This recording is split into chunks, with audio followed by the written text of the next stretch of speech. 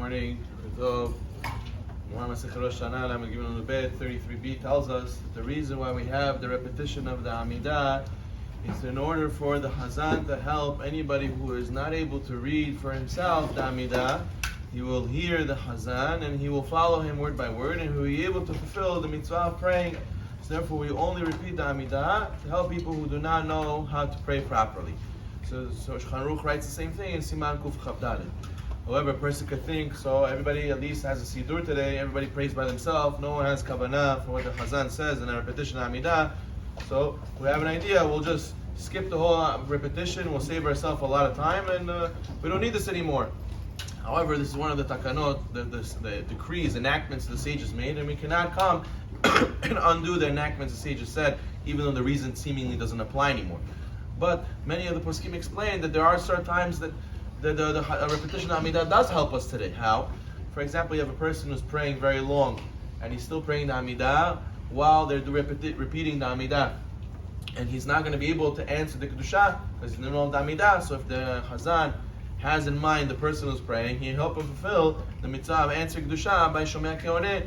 Or you have a situation where a person didn't have Kavanah in the first bracha, and having a concentration during the first blessing is very important, it's critical.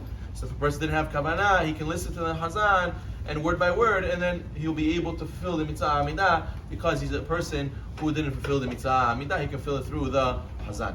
So you have to do the repetition of the Amida even today, even though everybody knows how to read. Now we have a situation where a person, he is in the shul, right, and he can have a big desire to speak or to learn or to be on his phone, or to do other things during the repetition of Amida. It's very easy to fall asleep, very easy to not pay attention.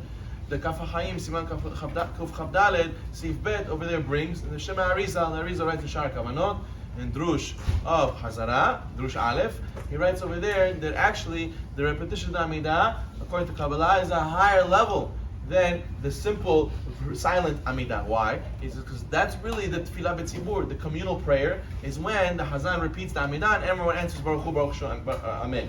So therefore, the Arizal says a person has to be more meticulous than he is when praying the silent Amida, not to talk and not to be distracted and not to have in mind on anything else.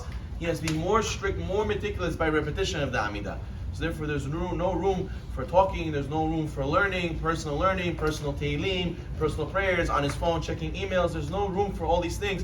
According to the Arizal says, in the repetition of Amida, the only thing a person should do is look at the Sidur, listen for the right time to answer Baruch Hu, Baruch Shemo, and say Amen.